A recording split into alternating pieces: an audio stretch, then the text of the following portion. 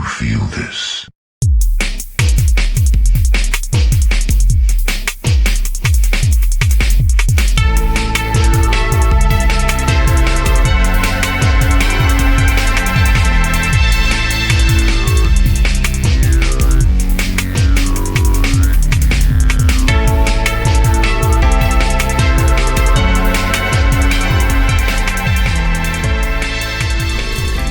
We are live. There we go. Ladies and gentlemen, welcome to episode 17 of our vaunted podcast, Grizzled Veterans. With me today, as always, is Donovan Oziak. Your groovy co-host. Always groovy.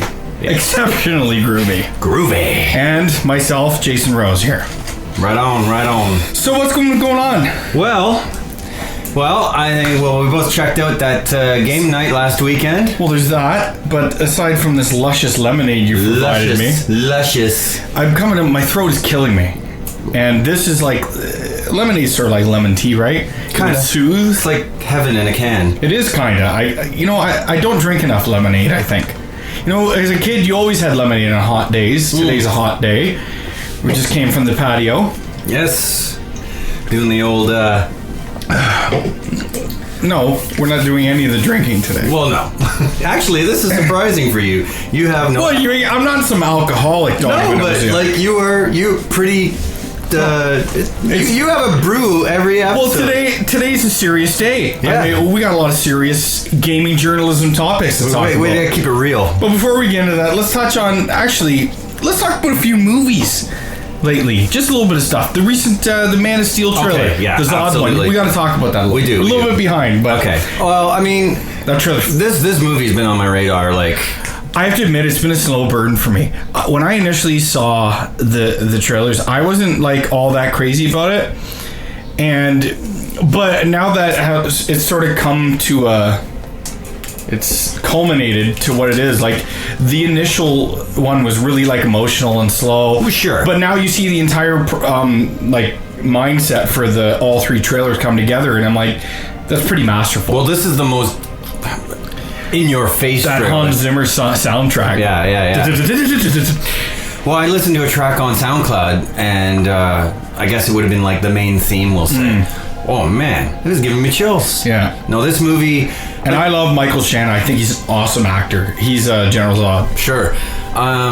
Getting back to what you're saying about the early trailers, yeah, I mean, like, it was a little quiet. Well, you have to it was very like RL, real life, you know, like the dog, the wagon, the little boy with the cape. And seeing him with the beard and all this kind of thing, and I'm like, where are they going with this? Yeah. Like, but having seen the more recent, I really liked.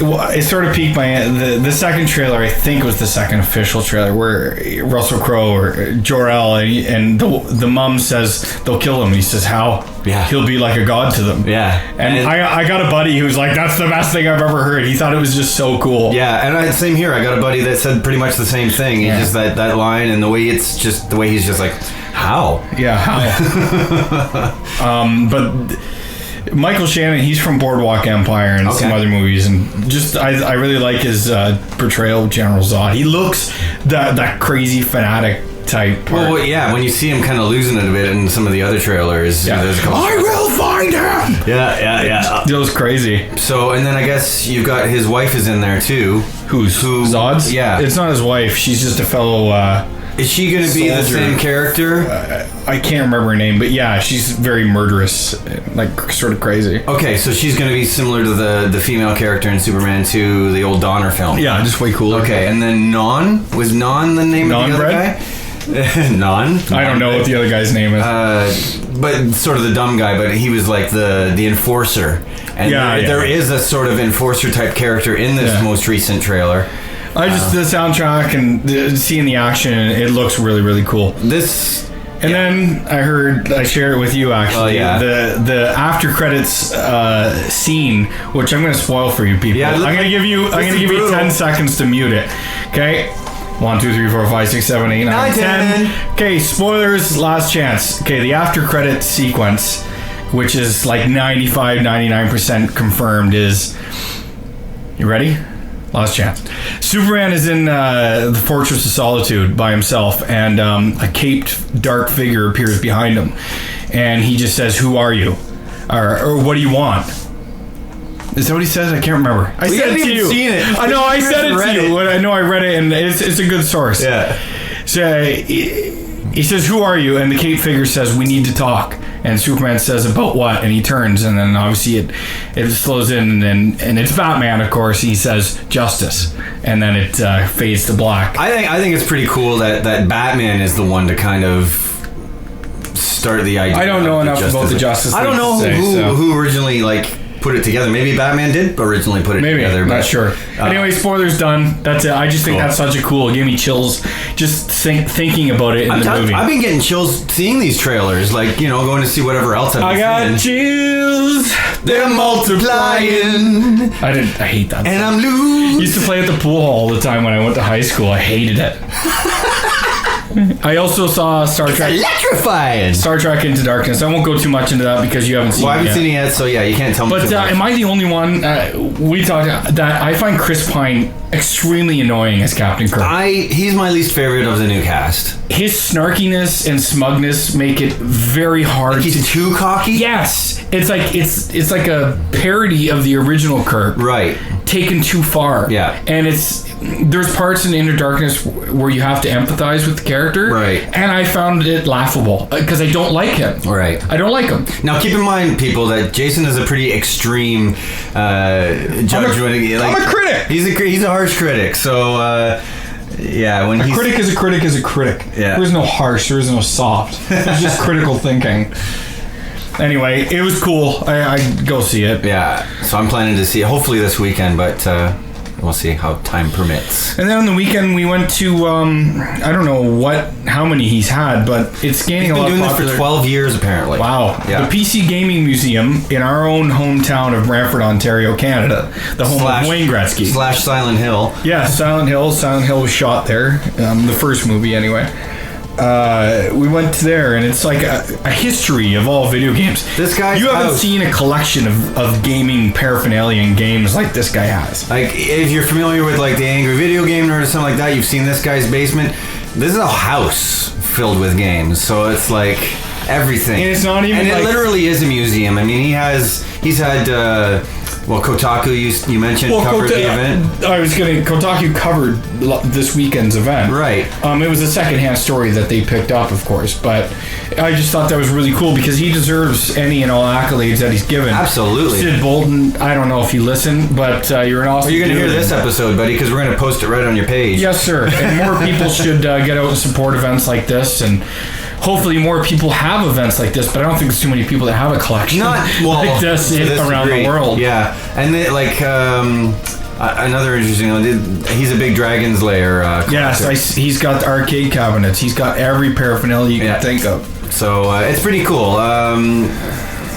If we're lucky, we can direct you guys to the Facebook page. Tens of thousands of games. Absolutely. Every iteration of an Atari, a Commodore, an Amiga, PC Engine, every Sega iteration to Mega Drives, Famicoms, every iteration. Just and the games are all sequenced. Well, he had 1,400 out of 1,800 possible PlayStation 2 games. I guess there's 1,800 PlayStation 2 Was there in the library? And somebody told me that he's got 1,400 out of the 1,800. He'll probably eventually get the final. So it's pretty insane. You looking for something for PS2 specifically? I took a few pictures and I'll post them with the blog. Sure, yeah. There were actually a couple of things that we looked for that we didn't find, but curiously enough, but they're pretty rare things too. So more just for the sake of did he have that? Yeah. But anyway, bravo, Sid. Looking forward to the next one. Well, and I just I guess I should mention having won such a cool thing. I only pitched in $5 into the raffle, and you're gonna dry out my marker, bastard. So I won this Legend of Zelda Skyward Sword with the gold Wiimote. That's very cool. And I wanted it. Yeah, we all wanted it. I don't think I'd ever play it. I just wanted to have it. It was definitely the coolest prize of the bunch. But how does it feel that you won something? Well, it feels pretty awesome because I don't win things very often. For the first time ever in life. So what I basically decided is I had good karma on Saturday, and I bought lottery tickets that day as well. So. You didn't win shit from those, though. No, it's this weekend's the draw, so. You said we were going to get a studio. You haven't gotten us a studio. You don't pay my bills. You don't give me a car, motherfucker. laptop is coming, I hope. So we'll see. That was my strong colored woman impression. Well, yes. Anyway, moving on. The main topic of our podcast and what's on everybody's lips and minds right now is the Xbox One reveal. Well, the Xbox reveal, which we now know to be called the Xbox One. Silly name. Yeah, let's start with the name. Go ahead. There were lots of rumors flying around, different names. We knew that it was codenamed Durango, but that wasn't going to be the name.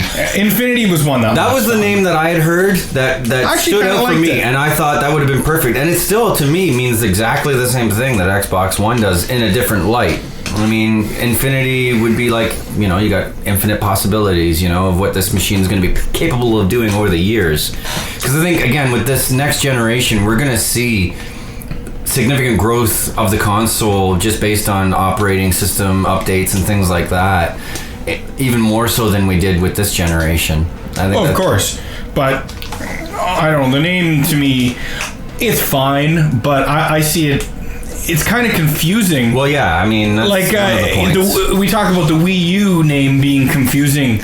The Xbox One name to casuals, like, what do they think? Is it the original a Xbox? Reboot, a remake of the initial one? I mean, any remote research will answer these questions for you, but initial take, I would have rather them just call it plain old Xbox rather than Xbox One. I think it's a silly name, but it's a paper thin criticism, but I just don't like the name. I think it's kind of stupid. What do you call the initial Xbox? Xbox. And now we're looking on like acronyms. People have gone with XBONE. Yeah. Or I like XO, like Kiss Hug. Sure. I like that. Okay. But I've been seeing XBONE a lot. XBONE a lot. Yeah. Xboner. It's kind of funny. I got an XBONE. Look, like, none of them are great names. Like, the PlayStation's kind of a silly name, but they've just stuck with that. Sure. And gone in sequence. The Wii was always a silly name. The Wii U's just confusing. Right. As all hell. I mean, the name won't deter people, but sure. We'll see. Yeah. But the meat and potatoes of the reveal. But what did you think about the presser? Maybe we should just leave that for the end. It was only an hour long. Sure. And it was relatively early in the day. Yeah. Well, I mean, I took the day off work for it. What time did it start? Like 2 Eastern? It was, no, it was 1 o'clock. 1 o'clock Eastern. Yeah. And it was an hour. Where do we start here?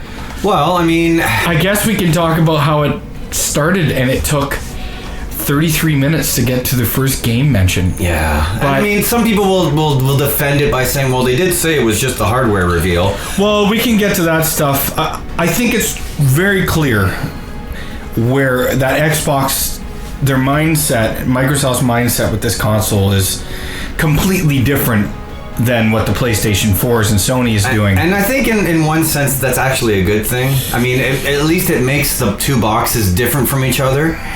So you will buy each one. Well, it remains to be seen. Yeah. But it's definitely different.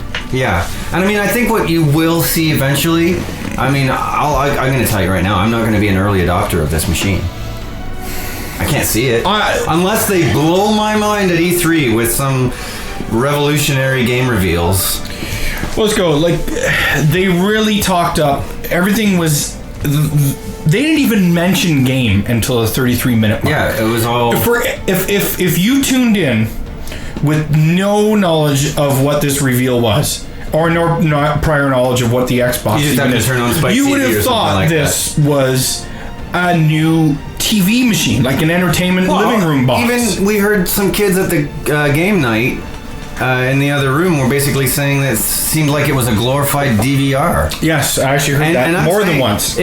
If 10-year-old kids are calling the Xbox One a glorified DVR, what does that say about the reveal? We'll deal with it. They really pushed the entertainment and TV aspect. And I have to admit, now Kinect is what we knew this was. Kinect was going to be integral. Absolutely. And it seems to be the realization of what the tech was initially intended to be. It's significantly cooler than the first iteration.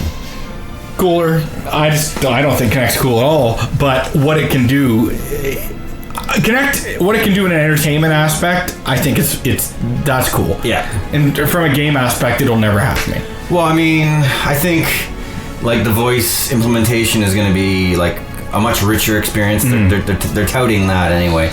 But the instantaneous reaction of him flashing back between channels and games and movie and the web was impressive, but it was not in real time. Let's say that. There was someone behind the scenes clicking it. I don't think they're going to misrepresent their product. Yeah. I assume that. Do you think for sure that somebody was clicking that? 1,000,000%. There's way too many things left to chance and things that could go wrong. And it's who knows? Maybe someone cheers at the inopportune time and it sort of screws up what they're doing. That wasn't real time. It was proven. He had a clicker in his pocket that every time he went to switch something, there was something in his pocket. Yeah, but I mean, like he would say, we're going to go to this, we're going to go to that. It wasn't in real time. It wasn't being done on the Xbox One. Saying that, I don't have any doubt that they can do it. It's just there's too many variables left up that it's not going to happen in a live presentation where everything hinges on that. And what I think also too is that your actual internet connection is actually going to be partially determinant on how fast this thing works. Could be. There's so many things. When you take into the cloud computations into consideration, they're making it sound like they're going to be using cloud. Okay, that's one thing I want to deal with at the end, because honestly, the technology and this hypothetical rocket science. This hypothetical idea that cloud computing will somehow enhance the Xbox One is bullshit. It's utter bullshit. How is it though? Well, developers have chimed in. First of all, the technology is not there. Okay. Second of all, for longevity, okay, what if one day they shut down the servers 6 years down the road? What, you can't use your Xbox One anymore because that computing power is dead? It just doesn't. It's not feasible. It's a way for Microsoft fanboys to keep their console in the argument of power. Okay. Perceived power, which is something we'll tackle in a bit. The idea, but there's way too many questions. I like that the Xbox One tackled the cloud like Sony has, but like Sony, there's just so many questions that haven't been answered. So we can't concrete or nail down anything as to each cloud strategy. But the TV stuff and flashing in the fantasy leagues, that's all kind of, it's cool. If you're North American. Again, yeah. And a sports fan. I don't know, does that appeal to you? Well, what is that message? Before we even tackle what happened after the 33-minute mark, tell me what you tweeted, they had the hashtag Xbox reveal, right? And they wanted people to give their responses. And I'm watching it and I'm like, from a gamer's perspective, this was pretty boring. That was when it was all said and done. Yeah. But let's deal with the first half hour of the presser, which was... Let's try to be fair to Microsoft, because that was their message intended. In all honesty, a hardware reveal with TV. I hardly watch any TV. Yeah. I watch a handful of shows. So to you, it doesn't really matter. It's not a big deal. It's not a selling point for me. And certainly the sports part isn't a selling point for me. I don't watch sports. I mean, maybe you'd be interested in using some of those features. And that's the thing, I'm not. The only thing, and I wrote this down, Skype is the one thing that they're adding to this that I would definitely use. Which was cool because you could receive incoming calls and if it works as intended, could be seamless. Yeah. But again, is that a game changer to me? Well, no. It further enhances their all-in-one entertainment ideal. And I do think that they have some cool features that this machine is going to be capable of doing. Mm-hmm. But again, I just like everybody else, I wanted something other than Call of Duty being the headliner. But my point is, there's really nothing new there. Skype is fine. Sure, but no one is going to buy an Xbox One because they can Skype. No. I can Skype on my iPad, my iPhone, my anything. And I can take that with me as I walk through the house. Sure.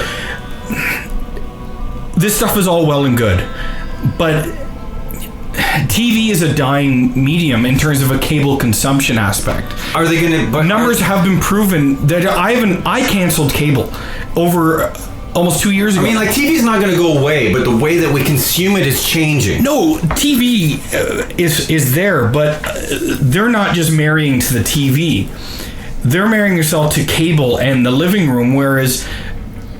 The message that a lot of people were trying to convey is it's not about the living room anymore. It's about gaming everywhere. And they're trying to win a battle that was over in 2005. That has sort of been irrelevant. Yeah, but I think when you say gaming everywhere, that applies to certain groups of people. I don't game. I'm not everywhere. saying yes. You're missing my point. Right. Gaming in your living room is still very relevant, obviously, but it's about taking that idea and taking it on the go as well. Like, how many different ways can you go with your games? Like, we've been able to game in our living room for 25 years. Okay, even longer. Yeah. Where do you take that idea next? But again, we're talking about gaming when Microsoft wasn't talking about gaming at all. And this is my point. They're marrying to a TV and entertainment aspect sans gaming. Gaming's not even a part of the conversation yet. Yeah. In this, we're talking about the first half hour. Right. Okay, they're trying to map out an entire infrastructure of what their idea for this console is. And they haven't talked about gaming at all. So it can't even be a part of the conversation yet in terms of what we're talking about. Cable is dying. Yes. There's so many... One thing there's so many questions left unanswered after this, which is both good and bad, that it's hard to glue or pin down exactly what they're doing other than a broad stroke mindset for the box. Well, let's look at it this way then. If this box is going to be, able to do as many things as they say it does, is it not going to be... Let me finish my thought. Okay, sorry. We talk about this cable thing and how cable is dying. I totally agree with you. Are they not going to be able to sort of change with the times and change the way you consume your TV shows with the Xbox as well? We don't know this yet. I'm just speculating at this point. But if you're pushing... One thing I will give Xbox, we talked about this not an hour ago on the patio. Xbox never made no bones about they wanted to take over the living room. With the initial Xbox, that was their clear-cut goal. Yeah. They said it. They never mixed words. And now with the third iteration of the Xbox, they're pushing all their chips on the table and saying, we're here to do what we set out to do. But I think a lot of people think it's a very old mentality for such a company that's been forward-thinking. Marrying, I understand adaptability and stuff, but if your initial impression is marrying to cable TV, and let's not make any mistake about it, that's exactly what they're doing. Well, yeah, because they want you to connect. They talk about box. Cable and sports and NFL deals and fantasy sports and stuff, and this is fine. But you know what? The 360 can do almost all this stuff. Now, it's not voice recognition and instantaneous, but the 360 is an entertainment hub. In a lot of ways, yeah. So, are people really going to buy whatever it is? I'm just going to throw out the price point of $500 out there, okay? And a lot of people are saying to me that's... I think that's very valid. We'll get to that at the end of this whole thing. I think it shouldn't be more than that, but a lot of people think the technology in both of these it's crazy. How do you guess what this price is going to be? I just... Without making a final consensus on this thing, I couldn't help but feel that this would have wowed me probably 5 years ago or 6 years ago. The technology surrounding the idea is fine, and it is somewhat impressive, but the idea at the nucleus of it just seems old and blasé. And I know what they're going for it. They're trying to pick up people that are outside the realm of gaming. Right. But they already have everything that does all this stuff. So... Well, and let's face it, because a lot of Xbox users, like 360 users... Apparently, a large percent of them aren't playing games. They're doing all these, like, Netflix. Well, we all are. I mean, whether it's the PS3, the PS3 is the most widely used Netflix device around. Which is insane. I didn't know that. Yeah. But all these things are beyond gaming machines now. But they're gaming machines first. Well, they're supposed to be. To me. Yeah. And I think it's a lot of people. So anyway, let's move on. Yeah. Finally, at the 33-minute mark, they start talking about... They mention games. And who do they bring out? Who did they bring out? EA, yes. And they went through the little sports game spiel, which no one was impressed by. No! I bought a sport... the only sports games that I own, I think I got... NBA Jam is the most recent one that I own. Mm-hmm. Aside from that, I've got maybe a 2K6 NBA Live...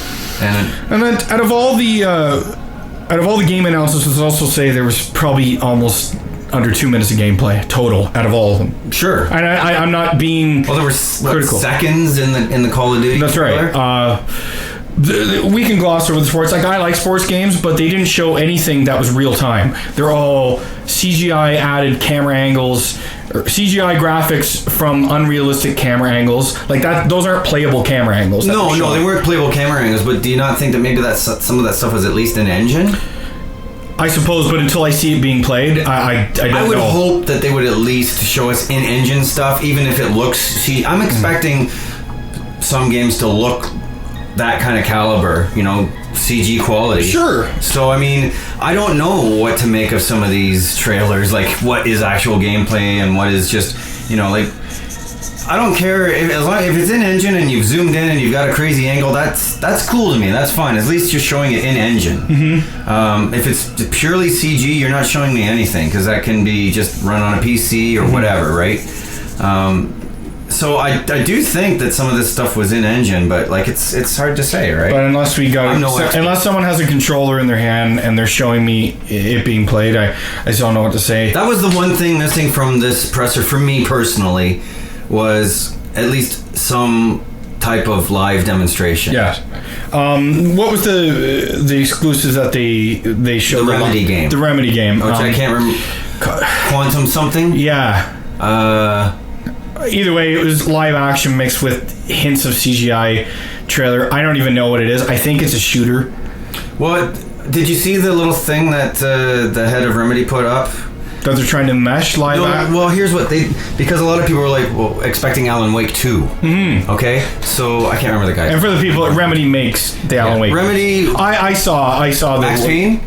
No. What's the other one that they made? I don't know. Was it not Max Payne? I don't know. But basically, I know what you're saying. Alan Wake had such a slow burn in terms of sales. Yeah, but it's a cult hit, right? And so a lot of people were expecting that. Actually, when it's all said and done, I think Alan Wake sold almost 3 million copies, which is good. He says that in the... But it took a long time, right. So in that time where they had to make a decision where they were going next, Alan Wake hadn't blown the doors off anything. Well, no, and that's pretty much what he says in the video. Like, he's addressing Alan Wake fans and saying, we wanted to do this, but based on the initial reception of Alan Wake, we could have done a game that wouldn't have been as lofty as far as the big ideas and stuff like that, and that wouldn't have done the series justice. So they're doing this IP first, this brand new IP, which I think is pretty supposed to marry everything that they've done in the past together. So basically, the underlying message there is they're going to return to Alan Wake eventually. At the end of this which is pretty good. Yeah, at the end of this thing, they do almost like an Indiana Jones thing where they show somebody packing up Alan Wake's stuff into a crate and wheeling it off into the back. Oh, I see. And it says "Do not open until." Yeah. And it's just. But even then, I don't really know what the game's about. They didn't show any gameplay anything that resembled gameplay. I'm sure the game will be capable, but we don't know anything about it yet. Well, these guys make good games. Yes, they do. I'm sure it's going to be something fairly cool. But the whole idea of marrying TV and video game, it could be really cool, but we saw it. That's been done before too. Night Trap and Sega CD. Well, they kind of did a little bit of it in Alan Wake. There's parts in the game where you find TV things, little TV feeds and stuff like that of episodes of a show that Alan actually wrote. So the bottom line, it's a canned trailer. Yeah, with no gameplay. Right. Which seemed to sum up the theme of their game investment into the reveal. And then to close out the games was Call of Duty Ghosts. Yeah. Now, from a pure business standpoint, I understand what Microsoft is doing, because EA and Call of Duty are huge sellers, and they, by showing them, people may perceive them as Microsoft games only, but they're not. They're third-party games. Yeah. These games are all coming to their competitors. Now, did they mention this at the presser, or was this after that they said that within the first year of launch they're going to have 15 titles, and 8 of which are going to be new IPs? Yes, from Microsoft Studios, which is cool, but which in a way explains why they've been so quiet for a while. But I the rhetoric again from the news hounds is, I mean, we've heard this stuff before, like, you know, how many of those are going to be Kinect games, and how many are going to be like casual, like how many of these games are actually going to be the hardcore games that people want? Well, certainly not 15 of them. No, they're not, and that's the thing. You can sit there and tout 15 exclusive games to me all you want, but that doesn't really mean anything until I see them. Yeah. And that was a lot of, I think that sums it. It was a lot of tell and no show, this presser. Smoke and mirrors. It was a lot of smoke and mirrors. And they seemed woefully underprepared for the questions that came afterwards.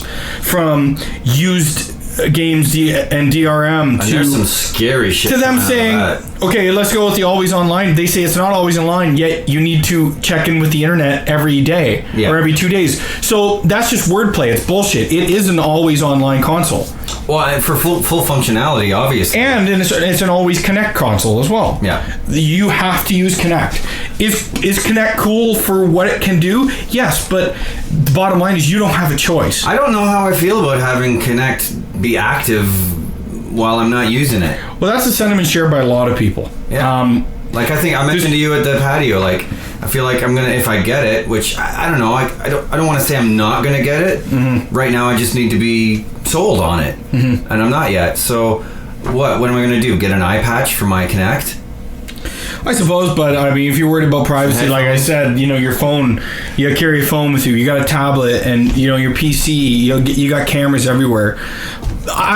It's not a sentiment that's small. A lot of people don't like it, but whatever. But the always online bullshit, just come out and say what it is. That's ridiculous. And then, you know, the questions that came after in terms of used games and the DRM and the always online and how they were going to handle all these aspects, no one had an answer. No, and they kept kind of stumbling over each other. Phil Harrison contradicted what was said, and then he contradicted himself with answers. No one has any fucking clue what this thing is about. There's so much negativity surrounding the Xbox right now. It carried into the reveal, and it hasn't gone away. In a lot of ways, it's a lot worse. In a lot of ways, it's a lot worse. Well, because there's some pretty scary things being said about the used game. Like how does the fee tie to your account and code and there's, you know, I've heard some rumors that are saying that the permission codes for used games are going to basically make it so it's the same price as a new game. Yeah, I think it bears mentioning this whole used games DRM thing is not specifically a Microsoft thing. I can kind of see this blowing up in their faces. But Sony wasn't clear either on what they were doing. No, like we said, they said they would play used games. Well, the Xbox One plays used games too. It's as vague as you can get. Rest assured, this is a publisher push thing. This is not a Microsoft thing. You know, it's still the same thing that they've been doing for years. The same argument they've been making for years, right? Yeah, but now they're acting on it. They're actively trying to push used games out of the spectrum. But I'm wondering if it's going to blow up in their face because the gamers will speak back. Yeah, I understand that, but what I'm saying is I find it very hard to believe that Microsoft would do it and Sony wouldn't. Oh, no. Because if one doesn't, then the other's not going to do it either. Well, no, I think they're both going to do it. You think they're both going to do it? Because publishers... Okay, if they got one guy who's going to make them all this money, or in their mind, the way they view the market, and is going to new game sales, they're taking away used. They're not going to just go with one console that's doing it and let the other console do the same old shit that they've been doing for 10 years, 20 years. One of the big problems for me is that in order to play a game at my friend's house or lend him that game, he either has to log in as me or pay a fee to play that game now. Again, it didn't seem... I didn't leave that press conference and think, God, these guys know what they're doing. And I feel good about the direction right now. I had more questions than I had going in when I was done. And it didn't make me feel good about the next generation. No, and I actually had kind of the same thoughts myself. Like, is this going to be a scary generation where, like... It is. It doesn't seem fun. You're taking away, it seems so corporate and so... just in your face, money. Well, what's something I said selling you fucking advertising. It's making me miss the simplicity of the cartridge era. Now, and comparatively speaking, I don't want to be unfair to Microsoft because Sony just did a better job of masking their problems because it was a longer presser and they showed us more games. Right. And they also ironed out a lot of the more details in terms of specs and a seemingly online idea and gaming everywhere. But there's still just as many questions in terms of used games, cloud, and some of these other things. But just, I think the big aspect of, an entertainment first thing is taken out of Sony's presser, and that's where a lot of the negativity comes from the Xbox Ones. So in comparison, they share some of the same problems, and Microsoft's getting raked over the coals for them, and Sony isn't. But wrapped into the entirety from the Microsoft one, you can see why people aren't feeling good about it. Gamers second, maybe third, entertainment always online, spying on you, like you said. Well, yeah. And this shit doesn't make people feel good. No, not at all. That's what I say. This new Xbox has a dark cloud floating above it. Now, it doesn't matter that I didn't own a 360 last gen. I'm open to new tech and new ideas. I consume this shit like anyone else. I'm beyond the realm of fanboy. But as a gamer, pure and simple, whether I consume Sega, Nintendo, Sony, Microsoft, fucking Ouya, mobile, I don't care what it is. I just felt marginalized. It's almost like Microsoft, we talked about this as well, said, we got gaming on lock. We don't really have to talk about games. We'll leave it to the back burner and just go ahead and talk about our entertainment first console. Yeah. Because no matter what, those same people that bought a 360 are going to come with us. But you know what? Nintendo thought that same thing with the Wii, and look how that's turned out. Yeah, exactly. So taking your audience for granted and forgetting your roots, that you're a gaming console first and foremost. I really don't care what you think or your plan for the future was 15 years down the road. Gamers brought you to the forefront. Exactly. And you're kicking them in the balls. I don't care what. Yes, this is the boring part of the E3 conference, and the games are coming. You know what? But first impressions matter, just like people. Yep. And well, I was kind of going to say the same thing. Sorry, I just went off. Well, no, but you covered a lot of stuff there, and it's really it makes perfect sense. Like the Xbox One only played games, didn't do really anything. Well, it was a DVD player, I guess. We can't even call the Xbox One now. You got the original Xbox. Yeah. See, you say it, and I know. Go ahead. Sorry. But yeah, I mean, and then like you said, like the Xbox 360 does a lot of these things as far as being able to watch media and all this kind of stuff. To me, all of this stuff it's an afterthought. Mm-hmm. You basically wasted an hour of my time telling me all the things that I'm not going to be using this system for. Mm-hmm. So. Yeah, but it's obvious that we aren't the target audience for this console right now. No. Now, again, maybe they're going to blow our minds at E3. Maybe. This is going to be a really exciting E3. Obviously Sony and Microsoft are... They're going in different directions right now. And they're kind of in the spotlight because of everything that's going on. Well, they are. Nintendo's really dropped out of the race. And before I say this aspect, I want our listeners to know this isn't me saying this, but a lot of people consider the Wii U almost dead. They really do. And these are industry people. Third parties are dropping like flies. They're just not believe how many of the third parties are dropping. I mean, this is quicker than way quicker than the N64 got dropped. Way quicker than the GameCube was dropped for third parties. And I don't want to even get into what first party games will do for it, but ultimately the Wii U, many people don't consider it a part of the conversation right now. They consider this a two-horse race in terms of traditional gaming consoles. And that's why I say, I use that quote there, traditional gaming consoles. Sure, and that's why I say, Sony and Microsoft have kind of the spotlight right now, and Nintendo kind of gave it to them by backing out. Mm-hmm. Which in some ways is a smart move, and in other ways is kind of stupid. But they are going to do a Nintendo Direct on the 11th. Yeah. But is everybody going to watch it? I might watch it now because I won a Zelda game. Yeah. Now let's get to some good things, because I'm trying to be as objective as I can and be as critical without heaping on, but there are some things I like. Honestly, from a pure business standpoint, I graduated business. I understand what they're doing, and I can't help but admire their business savvy sense and masking it in. You know, taking my gamer persona aside, which is all I am really in terms of this, from a pure business standpoint, I think they did an excellent job explaining what they're doing and their plan to bring other people into the fold. You know, the simple, the instant, and a complete all-in-one machine. Like you wrote down here. That's not my idea. You wrote it down. No, and that was one of the first things. And it is, you know, the seamlessness and it was very impressive when he sat up there and everything was instant, from The Price is Right to sports to game to a movie.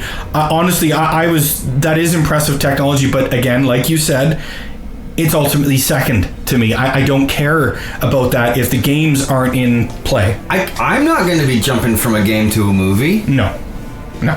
You know, maybe I will watch movies on the box because it's going to be a Blu-ray player, but I mean, yeah, I'm not going to be doing that kind of stuff. That's not how I play. No, what did you think of the... Okay, go. So. Well, they're going to be the Smart Glass, which I have actually downloaded for my Android, and I've used it a bit, but its functionality is going to change with the new Xbox, and that's going to be your second screen kind of thing, and doing different types of things. Mm-hmm. I like that. I think that's a cool feature as well. Well, sure, it's necessary, to sort of mimic what Sony seems to be planning to do with the Vita and some of their other stuff. Like, I don't mind having a second screen where I'm like doing some social networking or whatever, like, or I got a guide page open or something like that. It takes like the Wii U tablet idea and makes it better. Yeah. Because the tablet, for as cool of an idea it is on the Wii U, it's ultimately like 5-year-old tech, 6-year-old tech. It's single touch. Yeah. It's not a powerful piece of machinery. Like, imagine what Sony can do with the Vita and what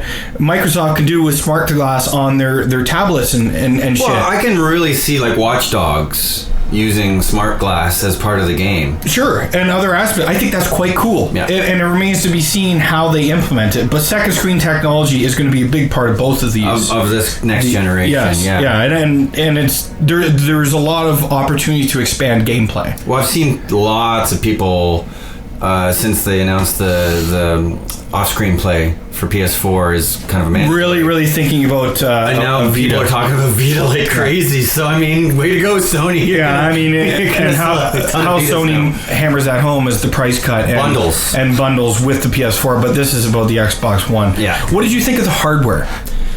Like the specs? No. Or what it actually, looks that's like. we'll talk about the specs after that. What did you think of the look? Well, I mean, it's big. It's huge. It's bigger than I thought it was at first. When you said it was like... It's freaking I thought at first it was about as big as my Elite. No, it's bigger. It's much bigger. It's definitely bigger. And it's deeper as well. Like that's what I mean. It goes back like, I don't know, 18 inches or something. And like for me personally, and North American people, it's going to be fine. It'll look impressive on a shelf. And it does look sexy, I have to admit. It's simple. Okay, I should say sexy, but it's simple but elegant. The glossy look, it is fine with me. I mean, ultimately, it's just a box contained and the technology. But let's face it, they'll be a slim in 2 years. Yeah, but I mean, that's not what people are buying right away. No. But I think about their strategy, and this does not appeal to global markets. Like Europeans, especially with the TV thing, they don't consume cable like North Americans do. No. It's completely different, and none of that stuff carries over to Europe at all. Well, the fantasy play and all that kind of stuff, the sports stuff. No, but just cable in general. Well, yeah, and how it's going to marry in. Although we don't know all the details, but it seems to work with traditional cable subscribers. Like some people mention Comcast, but that's not in the UK at all. So is a lot of the features of this new console irrelevant to UK gamers? Or are they going to have to make like completely different packages for... Sure, I mean, and the logistics of that are just, even thinking about that are so confusing. And are they even worried about Japanese market? Well, and that's the other thing. You go to the east there, and the size of it alone omits it from 95% of the people that they don't have the room. Yeah. Forget Connect, which they'll never use. They don't have the room in their homes. they don't have any room. Apparently, is huge too. They don't have the room for this console. Yeah. So it's all well and good to say we're launching globally, but really this is a North American machine first. Totally. Everyone else can come and buy it if they choose, but this is North America through and through. Absolutely. I totally agree. I love the new design controller. The controller's beautiful. I think it looks. It mirrors the design of the hardware, the console, but force feedback triggers. I think it's super cool. I like they've adjusted the D-pad. Yep. And the sticks with the little extra rubber on just seem really, really cool. It just looks really sick. And I'm like, although I prefer the PlayStation controller, I love the Xbox controller is very nice, but this one takes it over the top for me. I'm anxious to get my hands on it. Me too. And fuck around with it. And not only that, but like for some people with the Xbox controller, they find that the battery pack makes it a lot heavier. Yeah. And it gets in the way. Yeah. I've never really had that problem myself. No, because I'm strong. I'm not a little girly man. But apparently they've really changed the way the battery fits on there and stuff like that. So sort of taking away from that. But yeah, like force feedback triggers and like both of these consoles are controllers are extremely impressive. Yeah.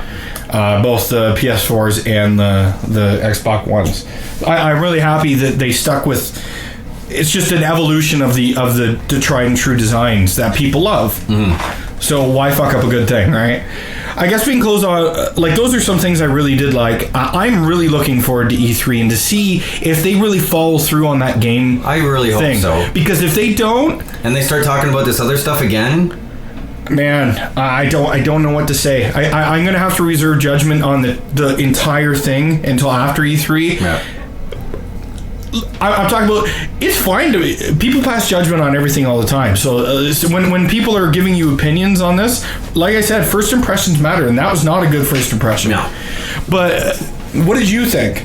Like, what did you walk away from it thinking? Well, pretty much the same thing you did. I mean, like, where were the games? Mm-hmm. That was my biggest thing. Like I think what I said earlier is like the one thing that was missing for me was at least one live demonstration. Yeah. And something other than Call of Duty. I knew that was going to be there already. Yeah. And okay, fine. The Remedy game was a surprise. Yeah. But again, there's so much question mark. There was no big sort of announcement. I was kind of hoping that you know how Sony brought out Capcom and they brought out Square. Well, they kind of didn't bring out Square, but they had a bit more of that. And if they had done at least one of those, that would have helped significantly. Because to the educated gamer, or the gamer in the know, I should say, we know that all these EA games and the Call of Duty are all coming to everything. So they, to me, they're completely crossed. They did not need irrelevant. To be a sports one. They're irrelevant. Yeah. So really, the only game that is Remedy's game that I can weigh that means anything to me, and I don't know anything about it. Yeah, and I knew it was way too early to see a new Halo. It is, and I don't need to see new Halo yet. And that's the problem. The Forza, we didn't talk about Forza. That's people are probably screaming at us right now. Forza was their big AAA, but again, it looked extremely cool. Mm-hmm. But it's a CGI package trailer. I compare it with what Sony showed with their Drivers Club trailer, which looked just as good. Right. And it seemingly showed in-game gameplay with multiplayer features being shown as well. So, do you not think the models in the Forza trailer were? No, I do not. Not in engine. Oh no, I do, because those games, their in-engine graphics look just as good as any CGI trailer for Gran Turismo. So yeah, so I mean, it absolutely is in-game. Goes back to what I was saying earlier. As long as it's in-engine right now, that's kind of good enough for me for the time being. But it's only for the time being. Yeah. I want to see somebody up there with a controller playing it live. Yeah. And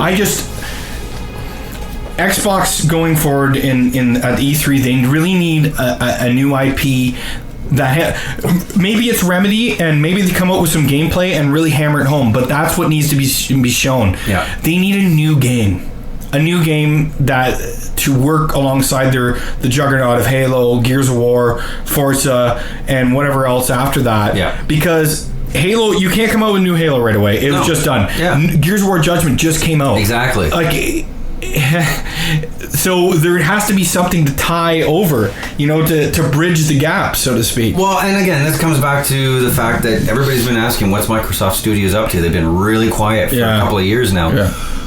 Maybe they're going to blow the doors off and have what we're talking about. And to take a little thunder from Sony, Diablo 3 is coming to the Xbox One. Destiny is coming to the Xbox One. We knew that. But it's telling that Destiny chose the Sony presser to show their game first.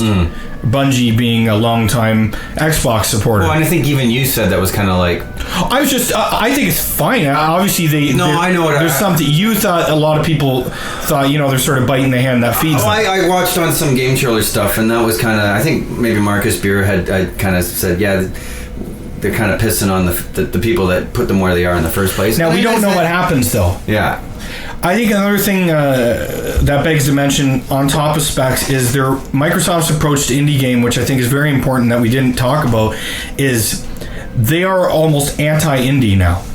They don't allow you to publish your own games. They're first and final. Nintendo does. Sony does. And this is crazy because XBLA was that's where it started. It did, and whether they were easy to work with back then or not, I don't think they really were. They had a little bit more of an open mentality, but they've shut those doors, and they've lost a lot of those studios and companies that really used Xbox Live Arcade first. Yeah, I mean games like Shadow Complex and all these other dearth of XBLA exclusive games that now they've all kind of trickled over to Steam for the most part now, but some of them you still only find, but really you haven't seen a lot of those in recent years. Mark of the Ninja is one, but it quickly came to Steam. Yeah, and that's not even what I would consider to be an indie game. No, but it's a digital release, I should say, but it seems like Sony furthering... It's easy to say you're the gaming first console, but you're underlying it with that strong indie digital background, which, as we've admitted, is just as important now as retail games. Well, because there's a lot of people out there that play these indie games. It's the fastest growing thing. They're quick. Like you can probably play these cheaper games. Price points, ease of access, smaller download times, and the quality of them is just getting better. Now, I will admit, I haven't really downloaded any of the indie games myself. Well, I mean, Journey. I don't really have... Journey's an indie game. If you want to consider it that, it's a digital I'm indie talking game. more like the guys that are like the really small teams, the guys that are like two-man teams and stuff. Guacamelee, Drinkbox Studio is not a huge team. Yeah. There's another indie studio, and these are it's telling that they're gravitating towards other platforms. Now, in terms of superior, let's close this out on specs, which somehow we missed out on, which should have been one of the first things we talked about. I think we were going to take this to the end, but it seems as though the PS4 is going to have a fairly significant... How it all plays out remains to be seen, but on paper, Sony's machine is the more powerful machine. Right. And this isn't like last generation where PS3 was seemingly touted to be the most powerful machine, but it was foreign technology that people never really got the grasp of. You only saw it in certain first-party games. Sure, yeah. Third-party games just ran better on the 360 for the most part because it was developed there first. Yeah. And it was easier to use. Or like Unreal Engine games. Yes. All these North American engines seemingly work better on a tried and true almost PC architecture that the 360 favored, and the Cell, which was a very Japanese thinking Well, it just goes model. to show how different game development is now in the modern era compared to when we were playing 8-bit Nintendo games. I mean... It's a completely different game now. And whereas we know what's under the hood of the PS4 for the most part. For the most part. The Xbox One's GPU was relatively vague. Now we know it's used as... They didn't even put the GPU up in the specs. No, they did not, which is telling in a lot of ways, because if they were on equal playing field, you best be sure that they'd be touting that to the heavens. Yeah.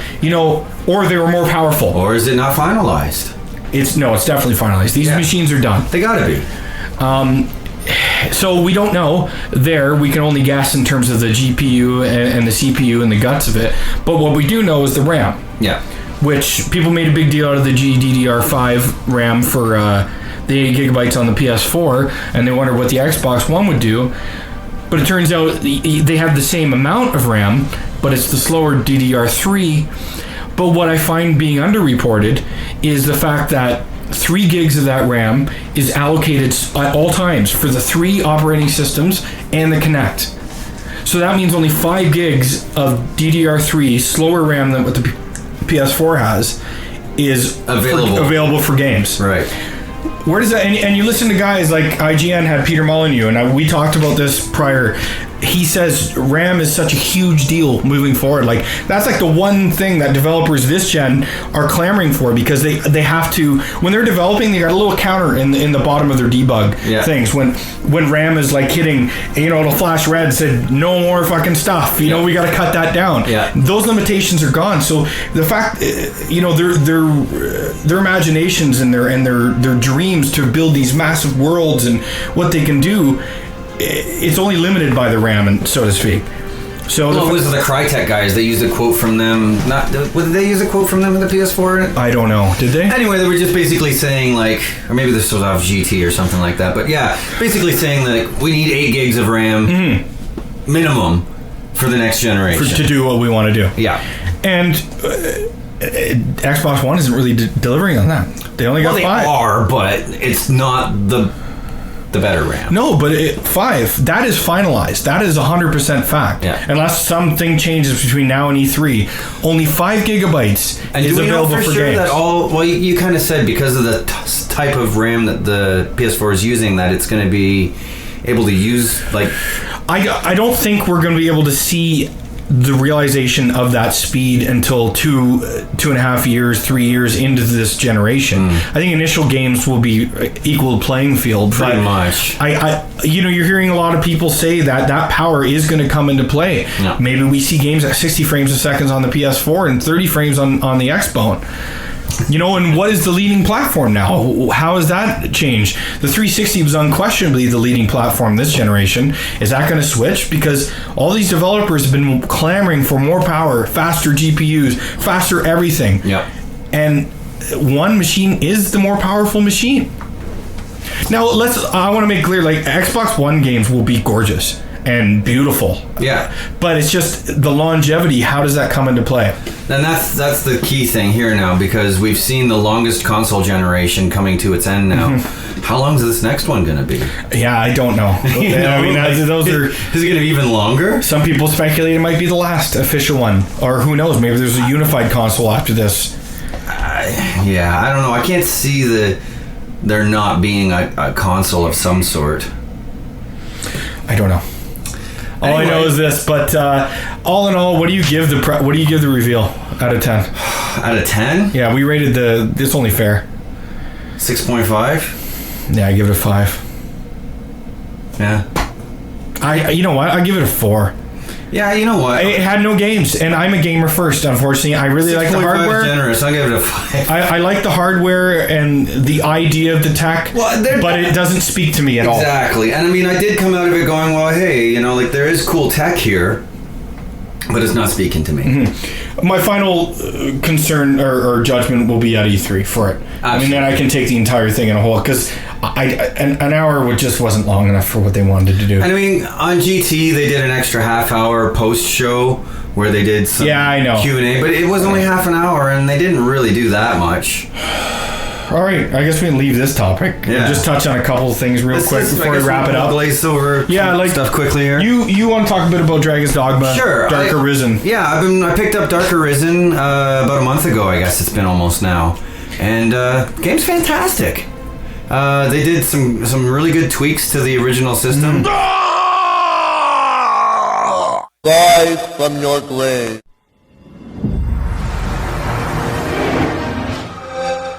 When you're fighting like griffins and cockatrices and like the really big monsters and stuff like that, it's pretty epic. Like, I'm fighting golems now, and like you gotta climb on these things, and they only have certain spots where you can hit them. Like you can't just randomly shoot at these guys, right? Sometimes it takes... I'm definitely going to go back and pick this game up once I have a little bit more time. And like I said, I only played the initial release a little bit, and then I just sort of lost it in the shuffle. But I liked it. Yeah. And now I'm probably 70 hours in. That's insane. See, and this is a huge game. Yeah. Like, people put 100 hours in this game. The world itself is deceptively...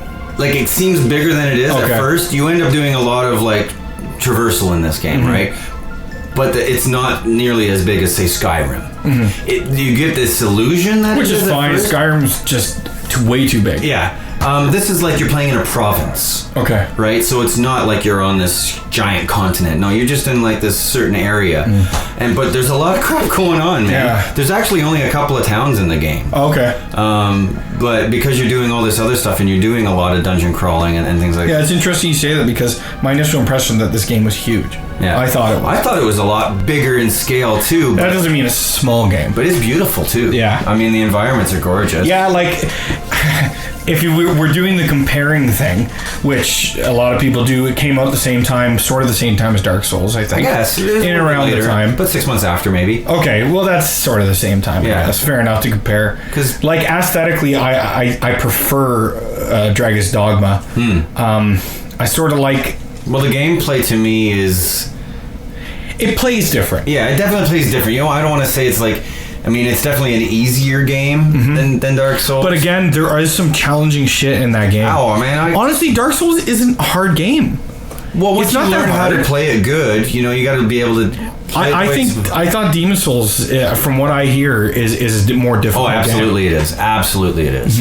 Actually, having gone back and played a little bit of Demon Souls after playing Dark Souls, I was like... Kicks your butt. It's definitely hard.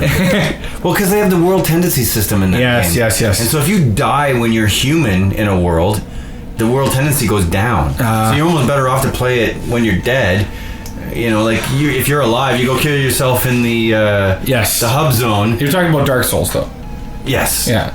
And that's why it makes it harder, is the world tendency system, I think. But Demon Souls, that, Okay. Sorry, I think I'm confusing it's in a dark demon. What? Anyway, so in the end, I haven't quite finished Dark Arisen. Okay. But you finished the main tale? Mostly. Okay. I kind of got to go to the, I fought the main big dragon. Yeah. But more stuff happens after that. Yeah, okay.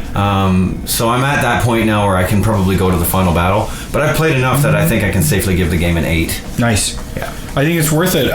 If you haven't tried it, I suggest picking up. If you liked like Dark Souls and Demon Souls, which a lot of people do, I think Dragon's Dogma is definitely worth a look, and it's seemingly a game that got sort of buried underneath those two, and even Skyrim. But it's done well enough. It has, but almost in the mind share, so to speak. Like a lot of people don't mention Dragon's Dogma in the same breath. Sure. Am I wrong? I would agree with that. Yeah. But I also think that Dark Arisen's garnering some attention. I mean, they made some good improvements to the actual system of the game. So. It's nice to see that Capcom isn't a one-off for them.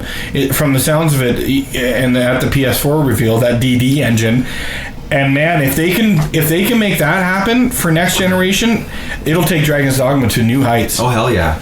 And other companies really will be clamoring. I think they'll get lost in the mind share if a game like that comes out. Absolutely. Behind Dragon's Dogma. No. It's a good game. I'm glad to hear you're enjoying it and putting that much amount of time in. I definitely put close to 70 hours. That's awesome. Yeah. That's really, really cool. Real quick, I'll talk about Injustice. Last time in episode 16, I played the demo. I played the demo, and I wasn't a huge fan of the demo. I thought it was clunky and whatever. But now I'm just hopelessly addicted to it. Yeah. I think it's a fantastic fighting game, and I'm very surprised that I like it as much as I do, because we're both Capcom guys first. Yeah, we're not Mortal Kombat players. No, but we've played the reason I gave this a chance because it doesn't have a block button, which I'm sorry, I'm just completely against it. I don't like pressing a button to block. Thankfully, this doesn't have that at all. Right.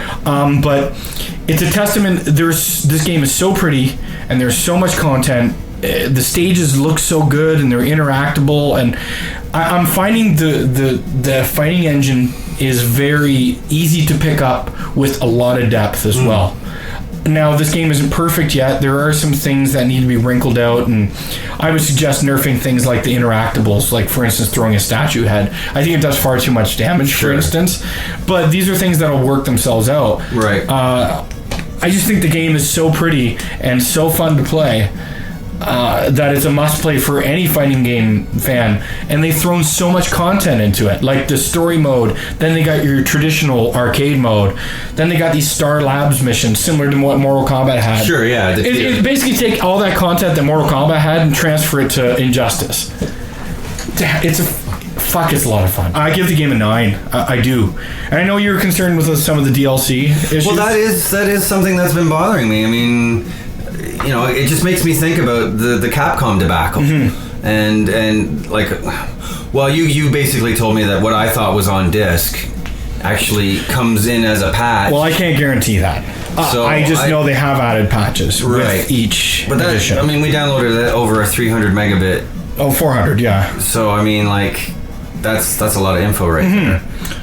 But, and to counter that, I'm fine with DLC, especially in this game, because the dearth of content that is in there is just so much. Like, they give you, that's a $60 game. What they choose to do after that is fine, but it's the day one DLCs and then a bare bones offering, for instance, like the initial Marvel vs. Capcom, and then fleecing you for everything else. Yeah. There's no story mode. There's nothing, and that's a problem. But when you get a game with, story modes, missions, and just tons of shit like that, and unlockables, like you can unlock a ton of costumes in game. Okay. But they sell you stuff as well. Well, that's good, because I was kind of worried that there's about 25 costumes to unlock. Nice. Yeah. So, I mean, whatever else they sell, I'm fine with it. 2 DLC characters come, Lobo and Batgirl, and I'm pretty sure General Zod is going to be announced on Monday. Nice. Which is cool. Yeah. Which brings us full circle to what we talked about with Man of Steel. Exactly. And a great way to end the show. And it is a good way to end the show. I know we wanted to talk about E3 hopes and dreams, but maybe we can sneak in a quick podcast before E3. Who knows? We'll see what we can do. If that's what you people would like. Dun, dun, dun, dun, dun, dun, dun, oh, that's the old theme. And with that, we're just going to take off to the stratosphere. And as always, follow us on Twitter. Yeah. I_robot. All the links will be there. It's all there. I can spell it out for you. Actually, you know what I wanted to do real quick? You do that. I've got this Zelda Skyward Sword. Okay. I'm just curious what our audience would like me to do with it. Not that I necessarily will do what you want me to do with it, but I'm curious. So tweet me at EYE_ROB0T iRobot. I'll put the link on the blog post. Tell me what you think I should do with my Skyward Sword, because I looked it up on eBay and I've seen it go for $300 and $400. Yeah, it's with the gold Wiimote. But I don't really want to get rid of it, so... But you don't have a Wii either, so... I don't have a Wii yet either, or a Wii U, so I'm curious, audience. Man, if we could get to like 1,000 subscribers or something like that, the 1,000th subscriber could get like the free thing. Yeah, but not the game. Yeah, you'd have to give them the game. No way. So yeah, as always, subscribe on iTunes, Grizzled Veteran search, and thank you very much for listening. Xbox off. Xbox, go home. Go home. All right, peace. Till E3.